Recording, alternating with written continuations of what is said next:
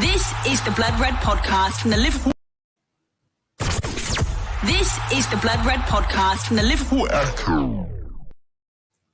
Hello and welcome along to the latest Blood Red podcast from the Liverpool Echo. I'm your host Matt Addison with Ian Doyle and Sean Bradbury both with me this afternoon as we reflect on a frantic game at Stamford Bridge. We're going to be having a look back at the 2-2 draw with Chelsea and assessing the title race as things stand, and then previewing the game with Arsenal in the Carabao Cup on Thursday.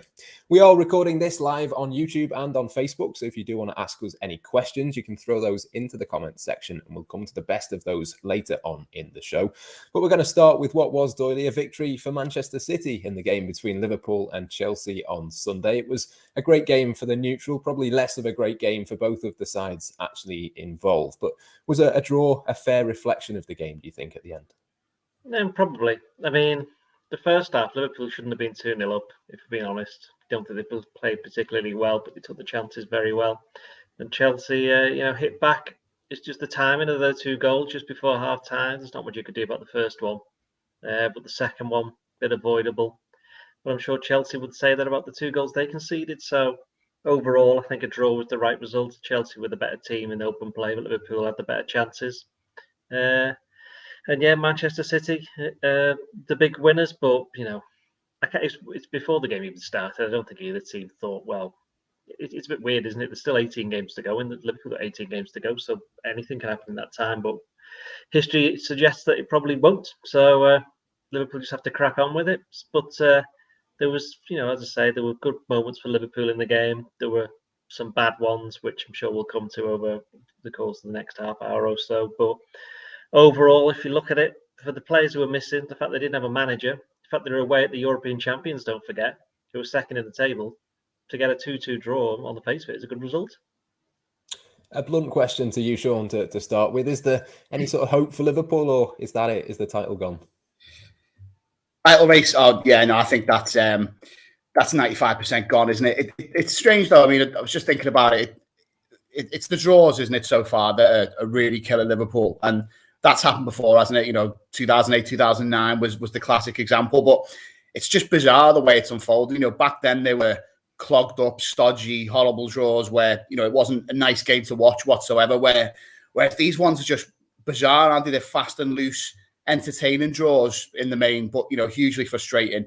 Yeah, I mean, I think in terms of the title race, absolutely, it is gone. But it's bizarre, though, isn't it? Because I think Doyle summed it up well there, especially with what you were saying at the end, where there are certain things that does frank the form of that game and make you think Liverpool actually did a lot better than it looks on the face of it. The fact that the manager wasn't in the dugout, that throws things into disarray a little bit. They did well to regroup around that, and the fact that there were other absentees, very senior ones. But it almost, for me, the game summed up the season so far in the sense of part of you wants to kind of really hammer Liverpool for the way they've let things slip. So often these leads in situations where with a few little changes or maybe different personnel that they don't have anymore or are out injured, they should be able to settle and control games, and they can't do that. And it's just unforgivable, really, when City are piling on the pressure. You've got to be perfect, as we've said so many times. But then at the same time, you did see the best of Liverpool at certain points in the game. Very good going forward. The way I think Liverpool responded to the start of the game when it was just like a 100-mile-an-hour mistake fest. They got on top, didn't they, and managed to be cool and take the chances. Salah and Mane obviously did really well. Kelleher, I thought, was probably the coolest man in the ground as well at the other end and did really well. But yeah, you've just got to come back to this idea that they can't protect the lead. I think in the back of your mind, you think, if Liverpool are 2-0 up, look back at how they've been over the last couple of seasons, especially when they won the title. Not so much last season, but within recent memory of this Liverpool team, that idea of being able to control the game when you're in front was almost second nature to Liverpool. But I suppose overall, in the cold light of day, it is a reasonable point away to a very good side, but reasonable point to mean nothing, do they, in the face of City stringing together 10, 11 wins in a row. But yeah, I think there's title gone, but there is plenty left to play for still this season, and that's how Liverpool have got to see it. Yeah, as much as Chelsea are very good, Doyle, the fact that Liverpool were in front and then have dropped points again, I think it's 5 games now where they've been in the lead and ended up not winning. Manchester City, by contrast, I think have taken the lead 17 times and won all 17. I mean, that is the difference, isn't it? It's what, an 11-point gap. Those 5 games, well, that's 10 points there that Liverpool will feel on other days, on different occasions. They could have held on and got those points. But as Sean says, they just haven't had the control to be able to do that. No, well, part of the reason for that is the midfield and the fact they have not been able to have a settled midfield all season. And then when they do get players back, somebody else just drops out. We've seen Thiago. If Thiago would have been playing in that game on Sunday, I don't think it would have finished 2-2. Let's put it that way. I think while a lot's made of his passing and but it's his composure off the ball as well. He knows where to be. That's why he's such a good player, and that's why he works so well with Fabinho, who I thought was terrible against Chelsea, and he wasn't particularly great against Leicester either. And both of those games have come after he had COVID, and Van Dijk hasn't been particularly great since he came back. And these are obviously things that we don't. I think I may have mentioned this last week, where we don't know for sure what impact it's going to have on not just these two players, but all the players. I mean, look over at Everton. I think Ben Godfrey had it, and then he struggled for a while. For Chelsea, Kai Havertz had a bad bout of it, didn't he? And then he struggled.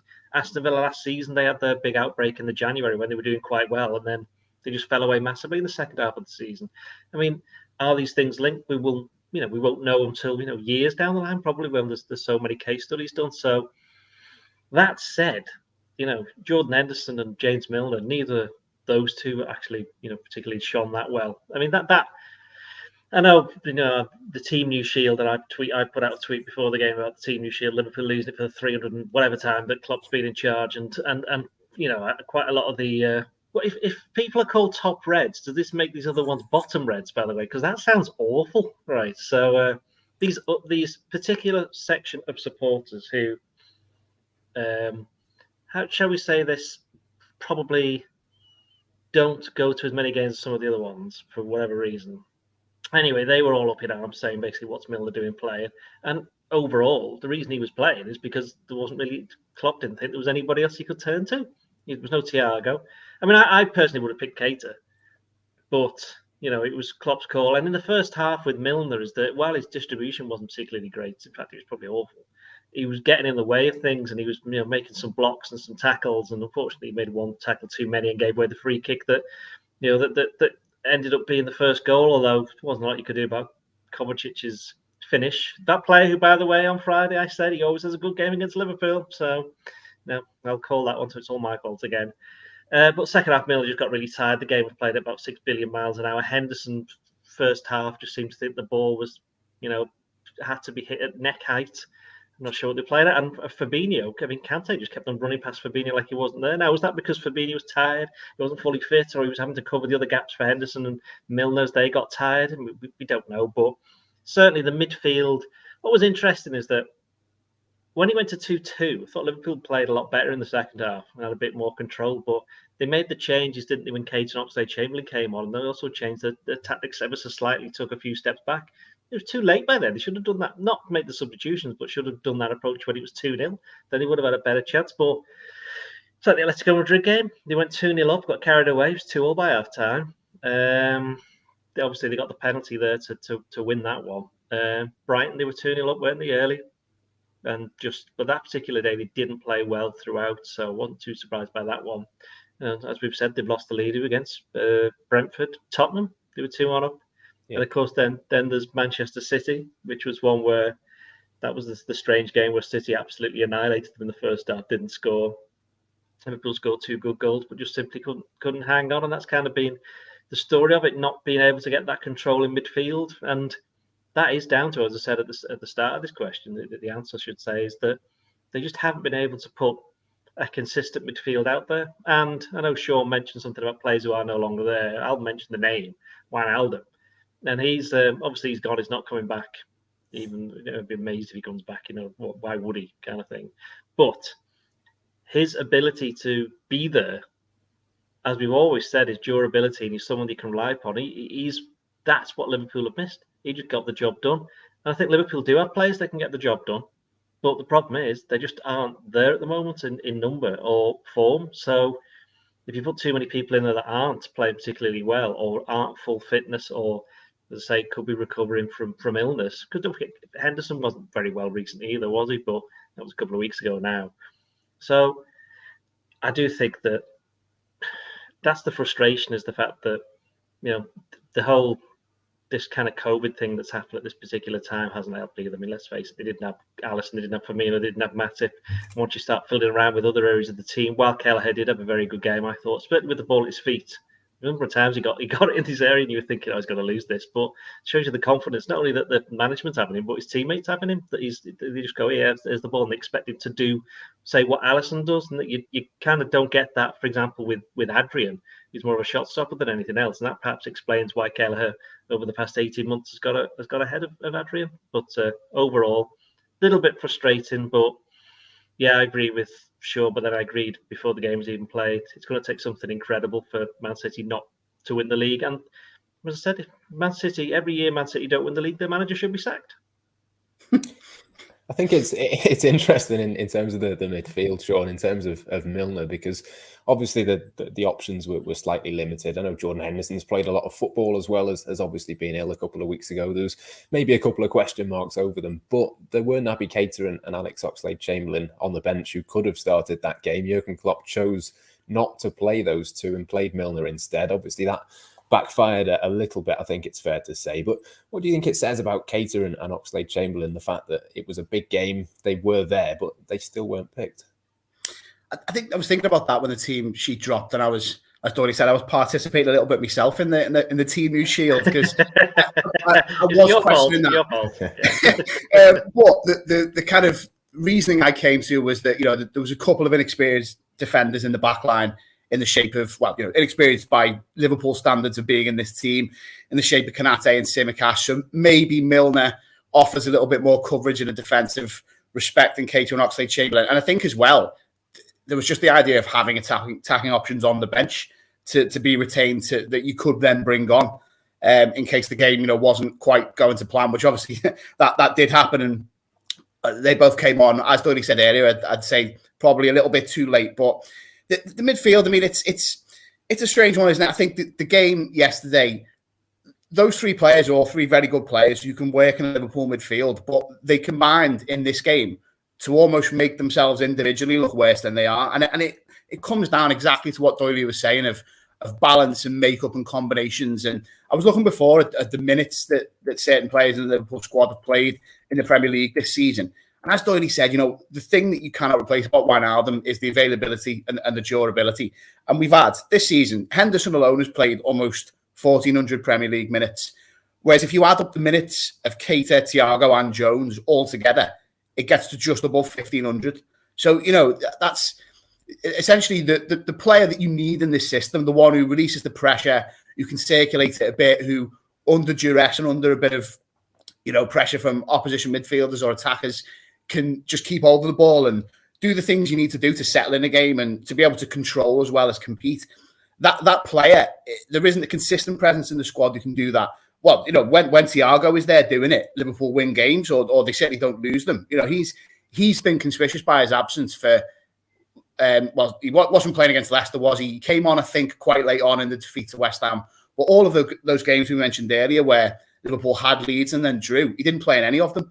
And when it comes to the combinations, I think you need, if you haven't got Thiago, at the very least you need Keita or Jones, someone who can do those elements of what Wijnaldum could do and just circulate the ball and be the outball in midfield almost, the player you give it to when there is a bit of stress around. And I think that's the thing, like Dory said before about some of Henderson's attempts at passing against Chelsea, it was quite erratic, and he was just under pressure and he looked either side of him and there was no one there really who you thought, well, if I give the ball to this guy, he'll get us out. And yeah, it's hard. I mean, it goes back in the summer, doesn't it, to all the questions Klopp was asked about, are you confident you've got what you need in the squad? And even now, I'd say that question isn't answered because the skill sets are there in the squad. I think between those three players I've mentioned there, you've probably got people who have the ability to replace Wijnaldum. And certainly in the sense of Thiago, Keita at his best, maybe even Jones in the future, they could be better than Wijnaldum in the sense that they can do what he does to an acceptable standard and be more progressive and help Liverpool be, an even more threatening team. But are they going to be available? And that's the key question. That's the one that people asked in the summer. it was kind of a bit of a doom-laden prediction that you didn't want to come true. And a few months into the season, didn't look like it would come true. But then you get to this stage now, and the bodies have dropped for various reasons, as we've already mentioned, COVID included, which is it's just down to very bad luck. But yeah, I think that the midfield machine isn't working, and as much as Fabinho is a key cog in that, and Henderson or someone who has that driving presence and can get forward and join attacks is a key cog in that. It's that third wheel, isn't it? The out ball, the pressure reliever, the circulator, who, if you haven't got one of the guys who's out at the moment, you haven't really got a chance. I'm glad you mentioned Curtis Jones then, by the way, because he's not been playing for the past 2 months. And he came on, didn't he, in the injury time. There was one bit where he's only played about 4 or 5 minutes. He got the ball and basically ran straight across the back of the Liverpool back line and went past about 2 or 3 Chelsea players who were coming up. And that's the kind of, you're right about saying about Wijnaldum. I think he kind of fitted in that role, didn't he, for a couple of weeks back in, I think it was late September, October. Playing against Man City, had a good game there. So that, again, is someone that Liverpool have missed. It's these... The problem you got is a lot of people just see the names, don't they? You just see the names and go, well, what's he done? Look, what's he done? How has he played? How old is he? What are his assists? How many has he scored? And it doesn't really... That's always been the problem with Wijnaldum, wasn't it? What does he actually do? I can't see any of these things, But anybody who watched the games, there's a reason why Klopp played him in almost every single game. And then the one time that he didn't play him, which was the semi-final against Barcelona, they get beat 3. Well, they play him up front for one game, and then only when they bring him on half time do they actually go on to win the game. So lesson learned there. But yeah, Keita and Oxlade-Chamberlain the same. They're what I'd call ball carriers primarily. I mean, Fabinho and Henderson and Milner at a rather slow pace can all do it.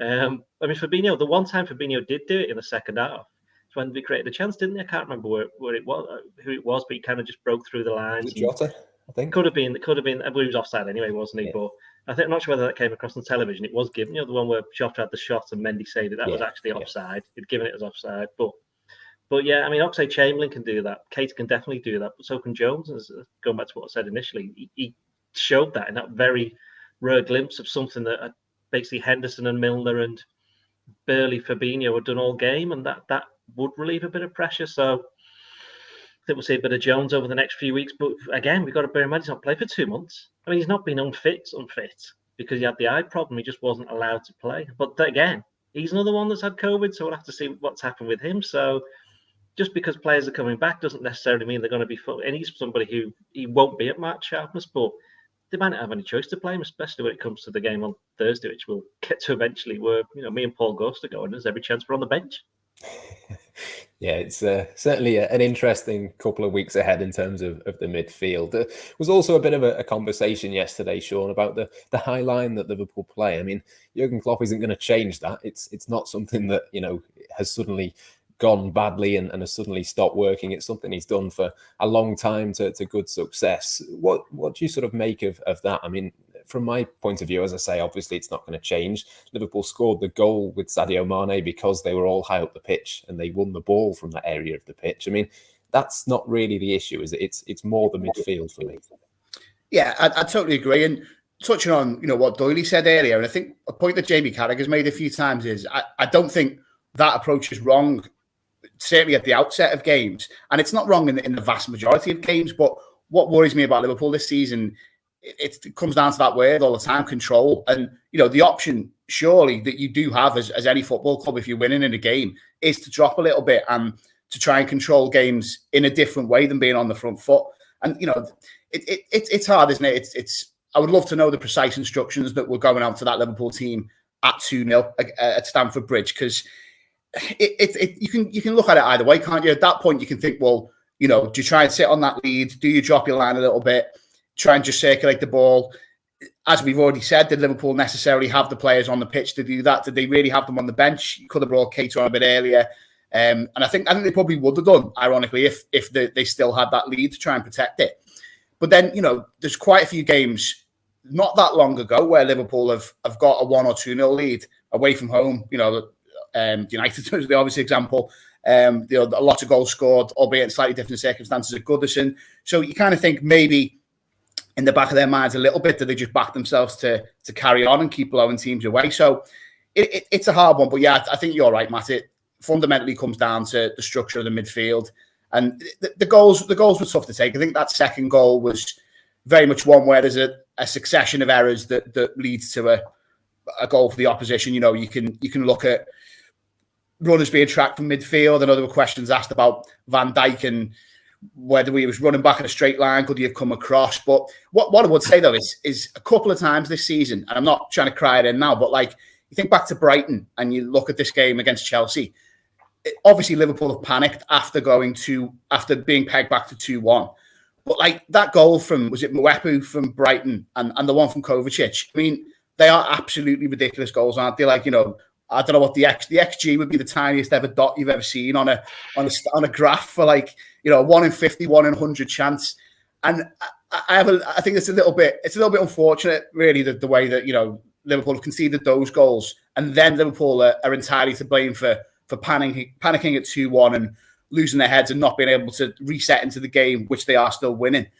But yeah, it's tricky. I certainly wouldn't blame the defence. I think you can maybe say at times, as Doyle pointed out before, you know, you do wonder with Van Dijk, some of his decision making and maybe the kind of leadership of the back line. Is he feeling himself? Is he feeling 100%? I'm not sure that he is. But again, I would just come down to the way the midfield is structured. Kind of radiates out across the team for Liverpool, doesn't it? It's the attack and defend as a unit all across the pitch, but the midfield sets the tone. It wins the ball. It kind of starts attacks. Obviously, it protects the defence, and when that's not right, I think you start to see problems creeping into other areas, and that was the case at Chelsea. Something else they're missing is it's not just the midfield that's doing the defending, but it's also the forward line. And I think they're missing Firmino dropping in and getting in the way of people. I think that's not really Jota's natural game, although he does like to come back and help out. He's not as defensively minded, so he's more like a body there getting in the way than anything else. So I do think that's something Liverpool need to keep an eye on.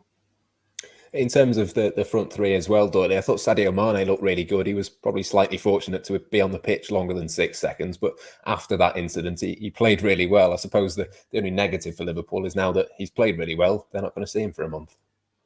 Well, yeah, unless Senegal get knocked out really early on.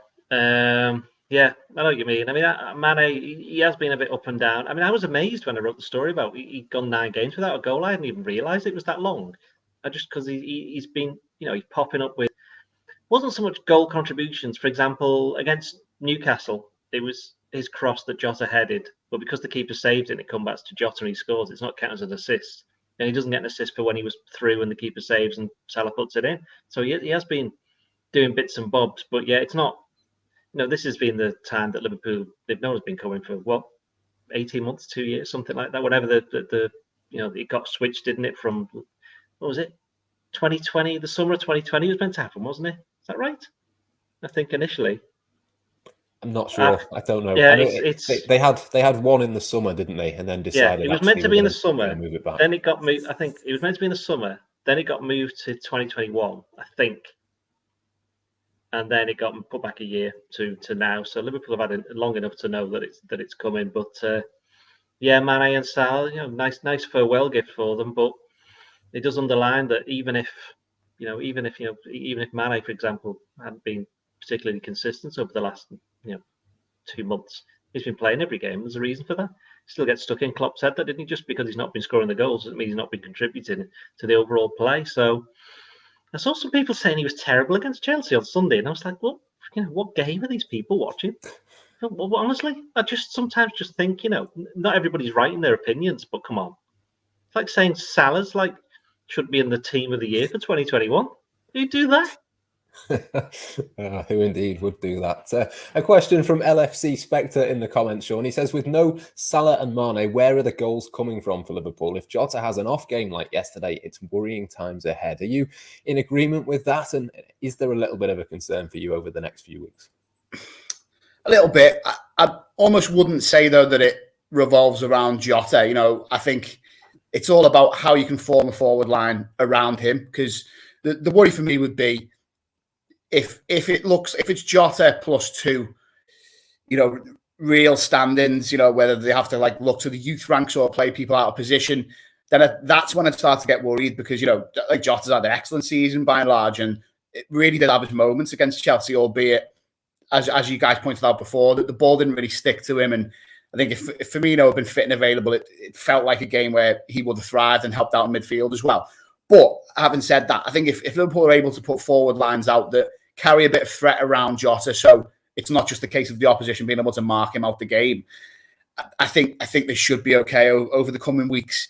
I'd almost play it like for the next 2 or 3, or certainly for the Arsenal games, Jota's your main man, isn't he? Obviously, Firmino, you would doubt will be available, certainly for the first leg against Arsenal because of his COVID situation. But then look at those 2 league games after that and just plot Firmino's course to get back for them, to be the main man and lead the line in those games.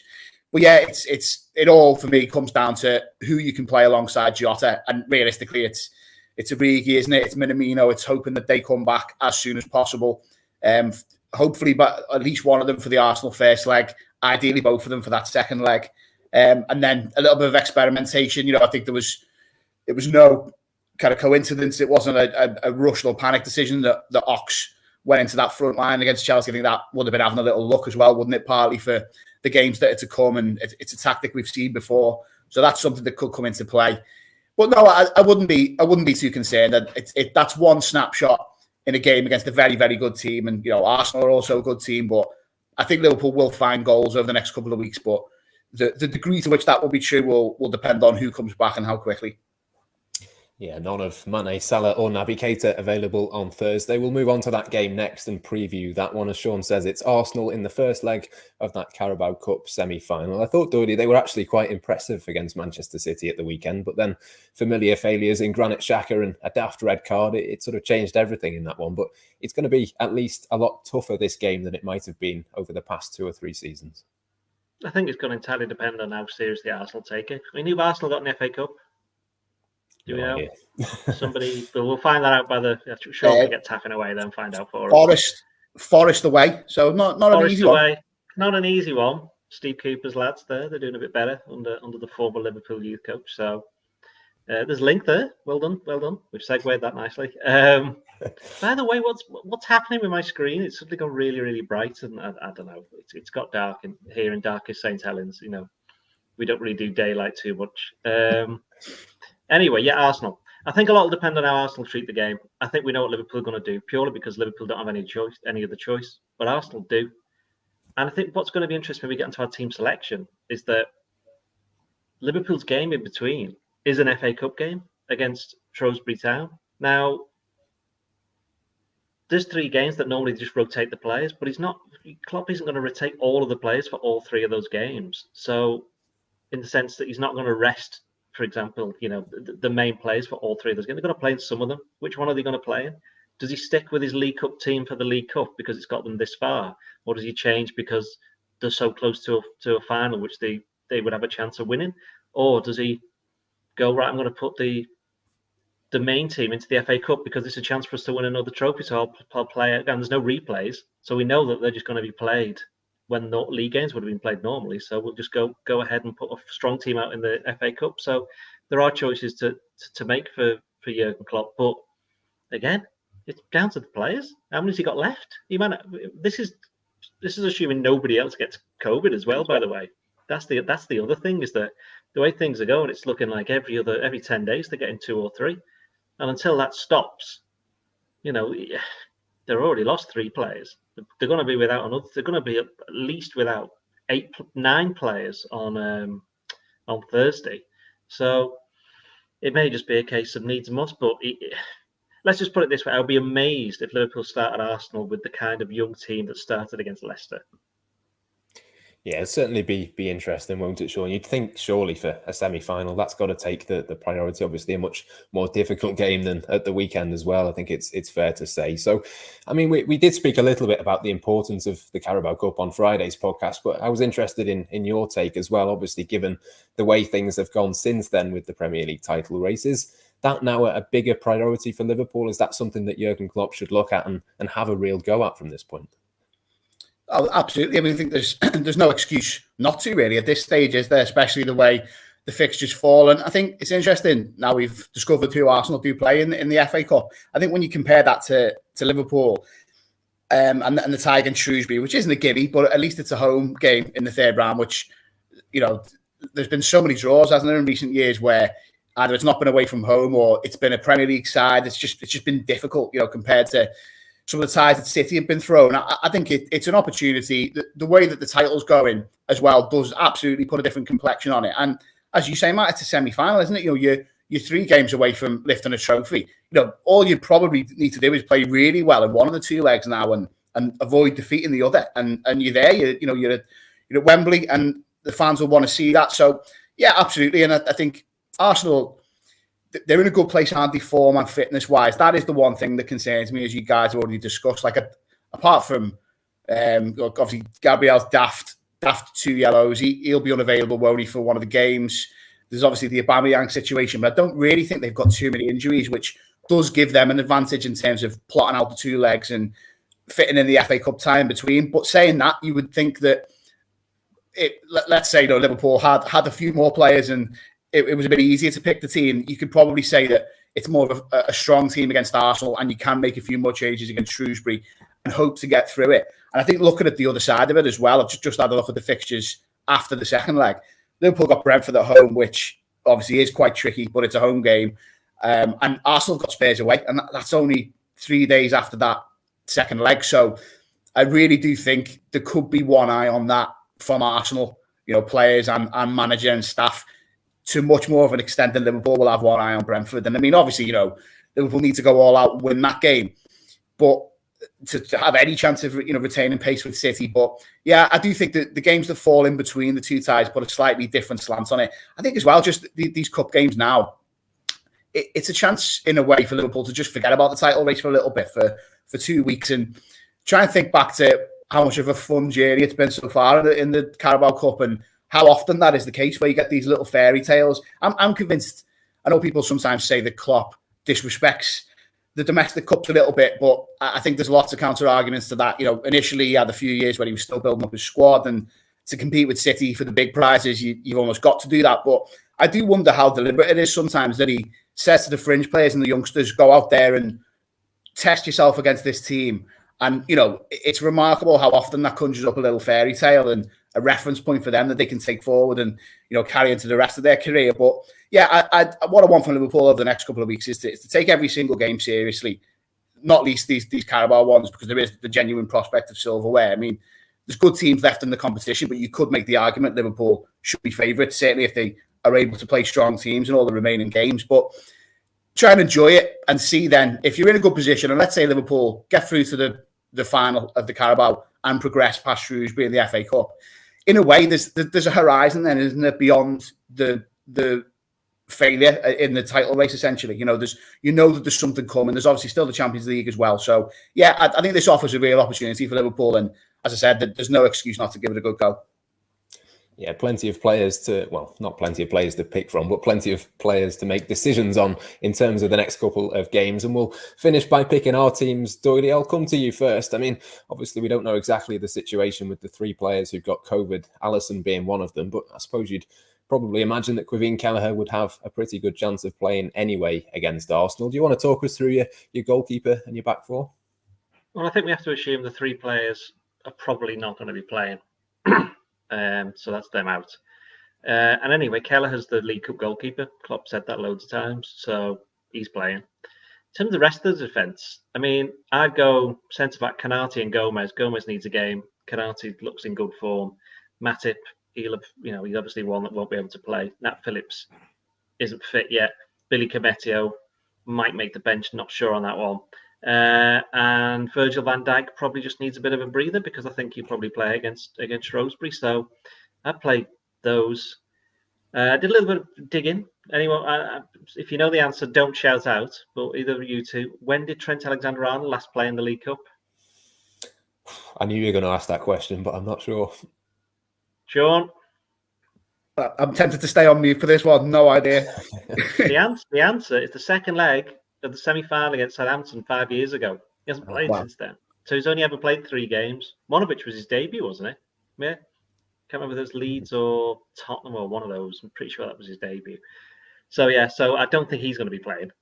So Nico Williams will be right back. And then the left-back's interesting, actually, because obviously Tsimikas has been doing well. Robertson has been out for a little while. Robertson might need the game time.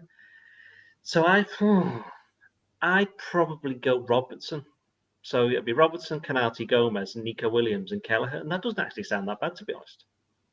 I'm going to go a little bit stronger, actually. I think Van Dijk, you play him in this one rather than the weekend. I think probably the same for Nico, to be honest, Sean. But which way are you going to go with it? The tricky thing is to kind of almost do this backwards. I see the argument for Williams at the back, but I wonder whether he might be needed in a more advanced position just because of potential lack of options in attack. So I've just typed out a little team here, and yeah, I totally agree. Obviously, Kelleher's the one, isn't he? And then you can maybe play Adrian against Shrewsbury, perhaps, if you're looking to rotate in that department. Agree with Gomez and Canate. I'd agree with Robertson as well. I think bringing back in for this one, Tsimikas can play at the weekend. But I think I would play Trent just because when we get to my attack, Williams is in it. Interesting little sneak peek from Sean there. Midfield, Doyle, who are you going to go with? Come back to me on that one.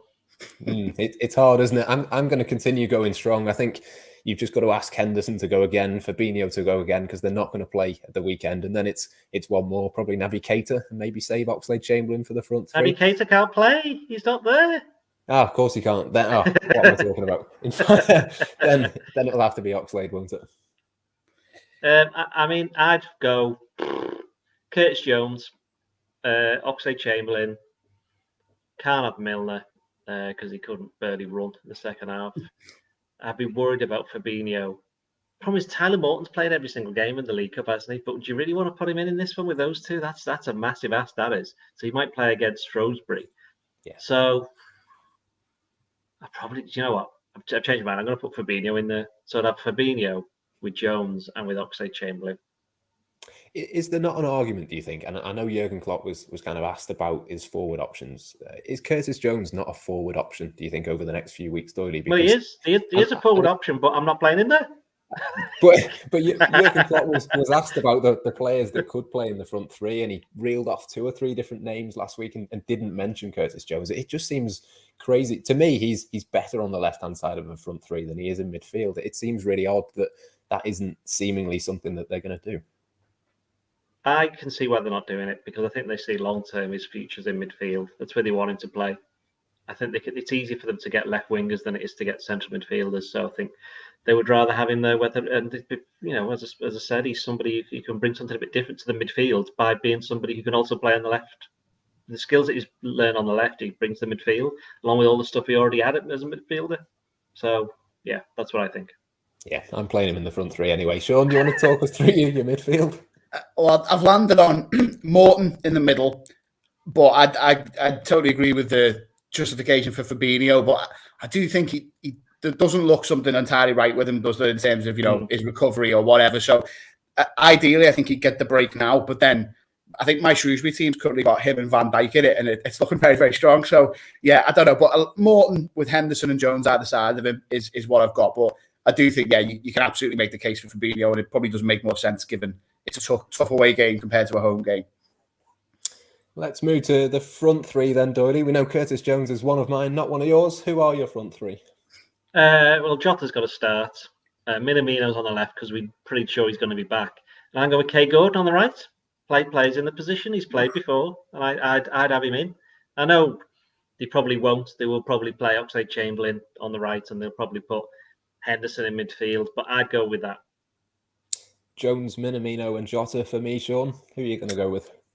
Well, I've currently got Ox in the middle, Jota on the left and Williams on the right, but Gordon is... You're not in charge. yeah, bit of a funky one. Gordon is an interesting shout though, but I'm gonna save him for Sunday, and he could be the youthful element of my very experienced team. Take on He's Shrewsbury. 17 years of age. He doesn't need saving for anything. Get him out there. He's somebody who this could be like his big stage, couldn't he? I'm definitely playing him, which is another reason why I'm not in charge. Can certainly see him coming off the bench at least. I think he'll certainly be there, won't he? With that in mind, let's go for some score predictions. I'm going to go for a 1-1 draw, I think. Doyle, how do you reckon it might play out? 2-1 to Arsenal. Pessimistic one. We've not had a prediction of a Liverpool defeat for a little while. Sean, are you with that, or are you slightly more optimistic? No, I'm going to join you with 1-1. I think if Liverpool could get that and then get some more players back next week, I think they'd be very happy with that. 2-1 is a good score, by the way. There's no way goals, is there, either? So I think even a 2-goal defeat is not the end of the world. If it goes to 3, then you'd be thinking that's a bit difficult. But I think Liverpool have shown they can, at Anfield, they can certainly turn Arsenal over. Yeah, just keep themselves in it for the second leg. I'm sure that will be the aim. But that just about brings us to the end of today's podcast. Plenty more Liverpool content, of course, to come over the next few days as we continue to build up to Arsenal. This particular show will, of course, be back on Friday with all of the reaction to the game. For now, though, my thanks go to Ian Doyle and for Sean Bradbury for joining me, and for you at home for watching and listening. Until next time, though, it's goodbye.